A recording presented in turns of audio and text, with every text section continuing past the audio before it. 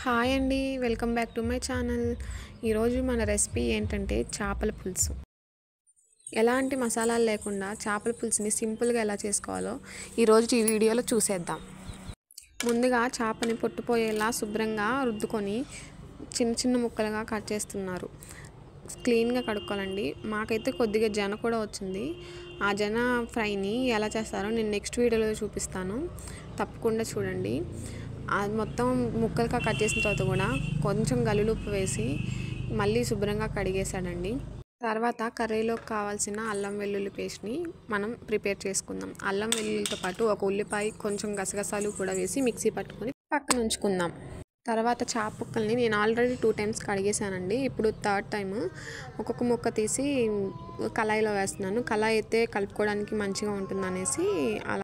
చేపల పులుసులోకి ఒక చిన్న నిమ్మకాయ సైజ్ అంత చింతపండుని ముందుగానే నానబెట్టుకోవాలండి. మనం కళాయిలోకి తీసుకున్న చేప ముక్కల్లోకి 1 స్పూన్ పసుపు, 2 స్పూన్ల గల్లులుప్పు, ఒక 2 స్పూన్ల కారం, ముందుగా ప్రిపేర్ చేసి పెట్టుకున్న అల్లం వెల్లుల్లి పేస్ట్ని వేసి బాగా మిక్స్ చేసుకోవాలండి. మొత్తం కలిసేలా కలుపుకోవాలండి. అలా మొత్తం కలుపుకున్న తర్వాత ఒక 15 నిమిషాల పాటు పక్కన ఉంచుకోవాలండి. అప్పుడు ఉప్పు, కారం, మసాలా అనేది ముక్కలకు మంచిగా పడుతుంది. అలాగే చేపల పులుసు స్టార్ట్ చేసేద్దాం. చేపల పులుసు చేసుకోవడానికి ఒక గిన్నె తీసుకొని దాంట్లో తగినంత ఆయిల్ వేసుకొని, ఆయిల్ హీట్ అయిన తర్వాత చేప ముక్కల్ని ఒక్కొక్కటిగా వేసుకుంటే ముక్కలు అనేవి చెదిరిపోకుండా ఉంటాయండి. అలాగే ముక్కలన్నీ వేసుకున్న తర్వాత మనం గరిటె పెట్టి తిప్పుకోకూడదండి. ఒక క్లాత్ పెట్టుకొని తిప్పుకోవాలి.